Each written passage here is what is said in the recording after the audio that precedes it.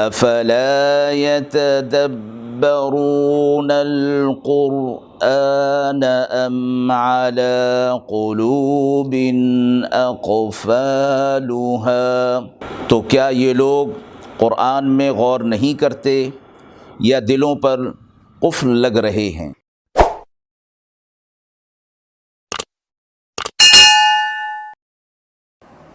بسم اللہ الرحمن الرحیم۔ السلام علیکم ورحمۃ اللہ۔ ناظرین کرام، قرآن مجید کے پاروں کے خلاصے کے اس پروگرام میں آج آپ کے سامنے پارہ نمبر 27 کا خلاصہ پیش ہے۔ پارہ نمبر 27 سورۃ الذاریات کی آیت نمبر 31 سے شروع ہو رہا ہے۔ اس پارے میں سورہ طور، سورہ نجم، سورہ قمر، سورہ رحمان، سورہ واقعہ اور سورہ حدید مکمل ہیں۔ اس پارے میں کل 20 رکوعات ہیں۔ رکوع نمبر 1 میں قوم لوط اور قوم موسیٰ علیہ السلام کا تذکرہ ہے۔ فرعون کو جب پیغام حق موسیٰ علیہ السلام کے ذریعے سے سنایا گیا تو اس کا جو رد عمل تھا اس کے بارے میں فرمایا گیا فَتَوَلَّى بِرُكْنِهِ، موسیٰ علیہ السلام سے اس نے رخ پھیر لیا اور اپنی فوج اور امرائے دولت کی طرف متوجہ ہو گیا، یعنی حق کو قبول کرنے سے اس نے روح گردانی کر لی، تو پھر اللہ رب العزت کی طرف سے اسے دنیا کے اندر ہی عذاب میں مبتلا کرنے کا فیصلہ کر لیا گیا۔ رکوع نمبر 2 آیت نمبر 50 فَفِرُّوا إِلَى اللَّهِ، دوڑو اللہ کی طرف، اپنے گناہوں سے بھاگو اللہ کی طرف توبہ کے ذریعے سے۔ نفس و شیطان گناہ کی طرف دعوت دینے والے ہیں، تم ان سے بھاگ کر اللہ کی پناہ پکڑ لو تو وہ تمہیں ان کے شر سے بچا لے گا۔ آیت نمبر 55 وَذَكِّرْ فَإِنَّ الذِّكْرَى تَنفَعُ الْمُؤْمِنِينَ، آپ صلی اللہ علیہ وسلم سے فرمایا گیا کہ آپ مومنین کو نصیحت کیجئے، یہ نصیحت کرنا انہیں نفع دے گا۔ اور نصیحت اس چیز کو کہا جاتا ہے کہ کرنے والے کے دل میں خیر خواہی ہو اور جس کو نصیحت کی جا رہی ہے اس کے لیے فائدہ مند ہو۔ تو نصیحت میں یہ بات ہے کہ جس کے لیے کی جا رہی یعنی مومنین، ان کے لیے بھی اس میں فائدہ ہے، اور جو کرنے والے ہیں یعنی نبی اکرم صلی اللہ علیہ وسلم، تو ان کے لیے ان کے دل میں خیر خواہی موجود ہے۔ مفسرین نے فرمایا کہ یہ حکم عام ہے کہ ایک دوسرے کو نصیحت ہوتی رہنی چاہیے، اس لیے کہ نصیحت کا کرنا فائدہ مند ہوتا ہے، یاد دہانی ہو جاتی ہے، ورنہ نصیحت تو پہلے بھی ہوئی اور بعد میں بھی ہوئی اور ہوتی رہتی ہے، لیکن فرمایا بار بار ہونے سے ایک یاد دہانی ہو جاتی ہے اور نامعلوم کب اللہ رب العزت دل کو پلٹ دیں۔ آیت نمبر 56 وَمَا خَلَقْتُ الْجِنَّ وَالْإِنسَ إِلَّا لِيَعْبُدُونَ، اور ہم نے جن و انس کو اس لیے پیدا کیا کہ وہ ہماری عبادت کریں۔ اللہ رب العزت نے یہ جو بڑی مخلوقات ہیں یعنی جن اور انسان، ان کی پیدائش کا مقصد بیان فرمایا۔ تخلیق کا مقصد یہ کہ ان کو ہم نے اپنی عبادت کے لیے پیدا کیا ہے۔ اب یہ اپنی مقصد زندگی کو، مقصد تخلیق کو سمجھیں اور اللہ رب العزت کی عبادت کو اپنا مقصد بنا لیں۔ سورۃ طور مکی ہے۔ رکوع نمبر 3 آیت نمبر 4 والبیت المعمور، بیت معمور آسمان میں فرشتوں کا کعبہ ہے۔ شب معراج میں آپ صلی اللہ علیہ وسلم کو بیت معمور کی طرف لے جایا گیا، جس میں ہر روز 70,000 فرشتے داخل ہوتے ہیں اور اللہ کی عبادت کرتے ہیں، پھر کبھی انہیں دوبارہ پہنچنے کی نوبت نہیں آتی، یعنی نئے فرشتے اس میں ہر روز آتے ہیں۔ آیت نمبر 21 والذین آمنوا واتبعتہم، ایمان کے ساتھ بزرگوں کے ساتھ نسبی تعلق آخرت میں بھی نفع دینے والا ہے، اور روایت میں آتا ہے کہ آپ صلی اللہ علیہ وسلم نے فرمایا کہ جب لوگ جنت میں چلے جائیں گے تو وہ اپنے دوستوں کو، اپنے عزیز اور اقارب کو ڈھونڈیں گے، تو انہیں بتایا جائے گا کہ وہ جنت میں نہیں، تو اللہ سے وہ سفارش کریں گے کہ انہیں ہم سے جنت میں ملا دیا جائے۔ الحقنا بہم ذریتہم، اسی طرح اولاد کے بارے میں بھی فرمایا گیا، اور والدین کے بارے میں بھی، وہ بھی اپنی اولاد کے لیے دعا کریں گے اور اولاد بھی اپنے والدین کے لیے دعا کرے گی، تو اللہ رب العزت انہیں جنت میں اکٹھا فرما دیں گے۔ رکوع نمبر 4، آیت نمبر 48۔ وسبح بحمد ربک، آپ صلی اللہ علیہ وسلم نے فرمایا جو شخص رات کو بیدار ہو اور اس نے یہ کلمات پڑھ لیے تو جو دعا کرے گا اللہ رب العزت اس کی دعا کو قبول فرمائیں گے، اور وہ کلمات یہ ہیں: لا الہ الا اللہ وحدہ لا شریک لہ، لہ الملک ولہ الحمد وہو علی کل شیء قدیر، سبحان اللہ والحمد للہ ولا الہ الا اللہ واللہ اکبر ولا حول ولا قوۃ الا باللہ۔ ائمہ تفسیر نے فرمایا کہ اس آیت میں حین تقوم سے مراد یہ ہے کہ جب آدمی اپنی کسی مجلس سے اٹھے تو یہ کہے سبحانک اللہم و بحمدک۔ تو آپ صلی اللہ علیہ وسلم نے فرمایا مسجد میں، مجلس میں اٹھنے سے پہلے اگر وہ یہ کلمات کہہ لے گا تو اس کی سب خطائیں جو اس مجلس میں ہوئیں اللہ رب العزت معاف فرما دیں گے۔ دیگر روایات میں ان الفاظ میں اضافہ بھی ہے، یعنی سبحانک اللہم و بحمدک نشہد ان لا الہ الا انت نستغفرک ونتوب الیک۔ بہرحال دونوں کلمات میں سے جو بھی پڑھ لے تو اس سے یہ مقصود حاصل ہوگا۔ سورہ نجم مکی ہے۔ سورہ نجم سب سے پہلی صورت ہے جس میں آیت سجدہ نازل ہوئی اور آپ صلی اللہ علیہ وسلم نے سجدہ تلاوت فرمایا۔ رکوع نمبر 5، آیت نمبر 2۔ ما ضل صاحبکم وما غوا، آپ صلی اللہ علیہ وسلم جس راستے کی طرف دعوت دیتے ہیں وہ صراط مستقیم ہے، منزل مقصود تک لے جانے والا ہے۔ آپ صلی اللہ علیہ وسلم راستہ بھولے ہیں اور نہ ہی غلط راستے پر ہیں۔ کفار مشرکین نعوذ باللہ آپ صلی اللہ علیہ وسلم کو مجنوں، دیوانہ اور ساحر کہا کرتے تھے، تو اس کے جواب میں فرمایا گیا کہ آپ صلی اللہ علیہ وسلم ان میں سے کچھ نہیں ہیں، بلکہ پورے ہوش و حواس کے ساتھ اور اللہ کی طرف سے پورے ایمان اور یقین کے ساتھ وہ اللہ کے پیغام کو ان تک پہنچا رہے ہیں، اور جس راستے کی وہ دعوت دے رہے ہیں وہ بالکل برحق ہے۔ اس راستے کی دعوت دینے میں، اللہ کا پیغام پہنچانے میں وہ بالکل بھولے نہیں ہیں اور نہ ہی وہ راستے سے ہٹے ہیں۔ آیت نمبر 3۔ وما ينطق عن الهوى، کفار مشرکین یہ بھی کہتے تھے کہ نعوذ باللہ آپ صلی اللہ علیہ وسلم جو بات کرتے ہیں وہ اپنی طرف سے کرتے ہیں، تو اس کے جواب میں فرمایا گیا کہ آپ صلی اللہ علیہ وسلم اپنی طرف سے باتیں بنا کر اللہ کی طرف منسوب کریں، اس کا ہرگز امکان نہیں ہے، بلکہ آپ صلی اللہ علیہ وسلم کا جو کچھ فرمانا ہے وہ وحی کے مطابق ہوتا ہے، وحی کی اتباع میں ہوتا ہے، اور اپنی نفس کی خواہشات سے کچھ بھی نہیں ہوتا۔ واقعہ معراج کی تفصیلات مذکور ہیں، جبریل علیہ السلام کی صفات کا بھی تذکرہ فرمایا گیا۔ آیت نمبر 11۔ ما کذب الفؤاد ما رأى، آپ صلی اللہ علیہ وسلم نے واقعہ معراج میں جو کچھ دیکھا ملاحظہ فرمایا، آپ کے قلب مبارک نے اس کی تصدیق کی کہ آپ نے جو کچھ دیکھا صحیح دیکھا۔ آیت نمبر 28۔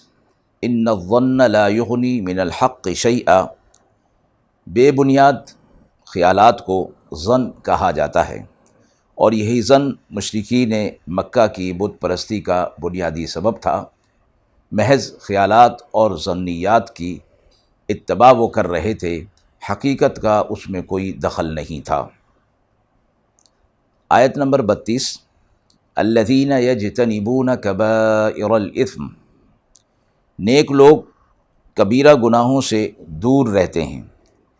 اس میں ایک استثناء فرمائی گئی کہ الا اللمم، اس سے مراد صغیرہ گناہ ہیں جو اتفاقی طور پر سرزد ہو جاتے ہیں، تو اللہ رب العزت نیکیوں کی بدولت انہیں بھی معاف فرما دیتے ہیں، جیسے ایک آیت میں فرمایا گیا ان الحسنات یذہبن السیئات، جو نیکیاں ہوتی ہیں وہ برائیوں کو ختم کر دیتی ہیں۔ ایک اور آیت میں فرمایا گیا، اسی مضمون کو بیان کیا گیا، ان تجتنبوا کبائر ما تنہون عنہ نکفر عنکم سیئاتکم، اگر تم کبیرہ گناہوں سے اپنے آپ کو بچا لو گے تو ہم تمہارے صغیرہ گناہوں کو ویسے ہی معاف کر دیں گے۔ آیت نمبر 40، وَأَنَّ سَعْيَهُ، یہ رکوع نمبر 7 کی آیت نمبر 40 ہے، وَأَنَّ سَعْيَهُ سَوْفَ يُرَىٰ، نیکی کے لیے ہر شخص کی ظاہری کوشش کافی نہیں، بلکہ اس کی اصل حقیقت بھی دیکھی جائے گی کہ اس میں اخلاص ہے یا دنیاوی اغراض شامل ہیں۔ فرمایا گیا کہ عمل تو صالح ہے لیکن اس کے پیچھے جو نیت ہے وہ ٹھیک نہیں ہے۔ حدیث مبارکہ میں فرمایا گیا انما الاعمال بالنیات، تمام اعمال کا دار و مدار نیتوں پر ہے، یعنی جیسی نیت ہوگی عمل کی جزا اور سزا اسی طرح مرتب ہوگی۔ عمل تو نیک ہے لیکن نیت اس میں خالص نہیں، اخلاص نہیں، تو اللہ کے ہاں وہ نیک عمل ہونے کے باوجود نیت کی خرابی کی وجہ سے وہ مقبول نہیں ہے۔ الا للہ الدین الخالص، اپنے دین کو اللہ کے لیے خالص کر لو، اخلاص ہو، حد درجہ اخلاص ہو، اور جس عمل میں جس درجہ اخلاص ہوگا، جس قدر اخلاص ہوگا، اللہ کے ہاں وہ اسی درجہ مقبول ہوگا۔ سورۃ القمر مکی ہے، رکوع نمبر 8، آیت نمبر 1، اقتربت الساعہ، قرب قیامت کی ایک نشانی بیان ہوئی ہے کہ یہ شق قمر، چاند کا 2 ٹکڑے ہو جانا، جو آپ صلی اللہ علیہ وسلم کا خصوصی معجزہ تھا۔ آیت نمبر 17، وَلَقَدْ يَسَّرْنَا الْقُرْآنَ لِلذِّكْرِ فَهَلْ مِن مُدَّكِرٍ، ذکر کے معنی نصیحت کے بھی ہیں اور یاد کرنے اور حفظ کرنے کے بھی ہیں۔ یہاں دونوں معنی مراد لیے جا سکتے ہیں، اس لیے کہ قرآن مجید کو اللہ نے ذکر فرمایا ہے، اِنَّا نَحْنُ نَزَّلْنَا الذِّكْرَ، اور اس کی حفاظت کے لیے بھی اسی آیت میں فرمایا وَإِنَّا لَهُ لَحَافِظُونَ، اور اس کی حفاظت بھی۔ تو قرآن کی حفاظت اور قرآن کا نصیحت ہونا، فرمایا کہ دونوں معنی مراد ہیں کہ ہم نے دونوں کاموں کے لیے اس کو آسان کر دیا ہے۔ یہی اس ذکر اور اس قرآن کے 2 بڑے مقاصد ہیں کہ ایک اس سے نصیحت حاصل کی جائے، دوسرا اس کی حفاظت ہو، الفاظ کی بھی حفاظت اور معانی کی بھی حفاظت، اور اس کا حفظ ہو جانا اور سمجھنے کے لیے اس کا آسان ہو جانا، نصیحت کے لیے اس کا آسان ہونا، فرمایا اس سے پہلے کی کتابوں کو یہ بات حاصل نہیں تھی۔ رکوع نمبر 9 میں قوم نوح، قوم عاد، قوم ثمود، قوم لوط، قوم فرعون کا اجمالی تذکرہ فرمایا گیا ہے۔ آیت 49، اِنَّا كُلَّ شَيْءٍ خَلَقْنَاهُ بِقَدَرٍ، ہر چیز کو اللہ رب العزت نے فرمایا کہ ہم نے حکمت کے ساتھ اور ایک اندازے کے مطابق بنایا ہے اور نازل کیا ہے۔ کائنات کے اندر مخلوقات کے لیے جو چیز جس قدر اہمیت اور جس قدر ضرورت کی حامل ہے، اللہ رب العزت نے اس کو اسی انداز سے بنایا ہے، اور اس کے اندر اللہ کی حکمت کار فرما ہے کہ اللہ کا علم ہر چیز کو محیط ہے۔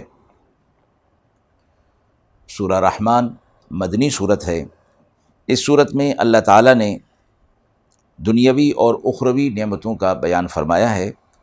نعمتوں کے شکر کے لیے فرمایا فَبِأَيِّ آلَاءِ رَبِّكُمَا تُكَذِّبَانِ، پس تم اپنے رب کی کن کن نعمتوں کو جھٹلاؤ گے، یعنی دنیا کی نعمتوں کا ذکر کر کے بھی فرمایا اور اخروی نعمتوں کا ذکر کر کے بھی یہی فرمایا کہ اخروی نعمتیں تمہارے لیے تیار ہیں اور دنیاوی نعمتیں تمہارے سامنے ہیں، تو تم اپنے رب کی کن کن نعمتوں کو جھٹلاؤ گے؟ یعنی تمہیں چاہیے کہ اپنے رب کا شکر ادا کرو اور اب اللہ کی ان نعمتوں کو جھٹلاؤ نہیں۔ اس جھٹلانے سے مراد یہ ہے کہ ناشکری جب کرو گے تو ان نعمتوں کو تم جھٹلاؤ گے۔ سورہ رحمان میں پوری صورت میں یہ جملہ 31 مرتبہ دہرایا گیا ہے۔ سورۃ الواقعہ مکی ہے۔ آپ صلی اللہ علیہ وسلم نے فرمایا جو کوئی رات کے وقت ہر رات سورۃ الواقعہ پڑھ لے گا وہ فقر اور فاقہ سے محفوظ رہے گا۔ اور آپ صلی اللہ علیہ وسلم نے فرمایا کہ تم خود اس کی پابندی کرو اور اپنی اولاد کو یہ صورت سکھاؤ۔ اس کے بعد کی آیات میں قیامت کا احوال ہے اور جنت کی نعمتوں کا تذکرہ فرمایا گیا۔ رکوع نمبر 16 آیت نمبر 79، لا یمسہ الا المطہرون۔ اس قرآن عظیم کتاب کے بارے میں فرمایا گیا کہ اس کو چھونے والے اور اس کے ساتھ مس ہونے والے طاہر اور پاک لوگ ہوتے ہیں۔ ناپاک لوگ کفر کی ناپاکی اور کفر کی نجاست سے میں جو لوگ ہوتے ہیں وہ اس کے قریب نہیں آتے، وہ اس کو مس نہیں کرتے۔ ایمان کی پاکیزگی، ایمان کی طہارت کے ساتھ جو لوگ ہوتے ہیں وہ اس کتاب کو مس کرتے ہیں۔ رکوع نمبر 17 سورۃ الحدید جو کہ مدنی ہے، رکوع نمبر 17 میں آپ صلی اللہ علیہ وسلم نے فرمایا اس صورت میں ایک آیت ہے جو 1000 آیتوں سے افضل ہے، اور وہ آیت یہ ہے هو الاول والآخر والظاہر والباطن وهو بكل شيء علیم۔ حضرت ابن عباس رضی اللہ تعالیٰ عنہ فرماتے ہیں کہ اگر کبھی تمہارے دل میں شیطان وسوسہ ڈالے، گناہ کا وسوسہ، تو پھر تم یہ آیت آہستہ سے پڑھ لیا کرو تو اس کا وسوسہ تمہارے دل سے اس کے اثرات ختم ہو جائیں گے۔ آیت نمبر 4، وَهُوَ مَعَكُمْ أَيْنَمَا كُنْتُمْ، اللہ تمہارے ساتھ ہوتا ہے جہاں کہیں بھی تم ہوتے ہو، یعنی اللہ بحیثیت علم محیط کے اور قدرت کے وہ تمہارے ساتھ ہے اور تمہارے اعمال کو دیکھتا ہے۔ اس لیے اس بات کو نظر میں رکھو کہ اللہ تمہارے اعمال کا نگہبان ہے اور قیامت کے دن انہی اعمال کے بارے میں تم سے مواخذہ فرمائے گا۔ رکوع نمبر 18 آیت نمبر 11، من ذا الذی یقرض اللہ قرضا حسنا۔ قرآن مجید میں جا بجا مقامات پر اللہ کی راہ میں مال خرچ کرنے کی ترغیب دی گئی، اور اس میں مختلف اسلوب جو اختیار کیے گئے اس میں یہی کہ جو رزق ہم نے انہیں دیا ہے، اس سے انسان کو یہ بتانا مقصود ہے کہ یہ رزق تمہارے پاس نہیں تھا اور ہم نے تمہیں اس کا مالک بنا دیا۔ ایک وقت آئے گا کہ تم اس کے مالک نہیں ہوگے۔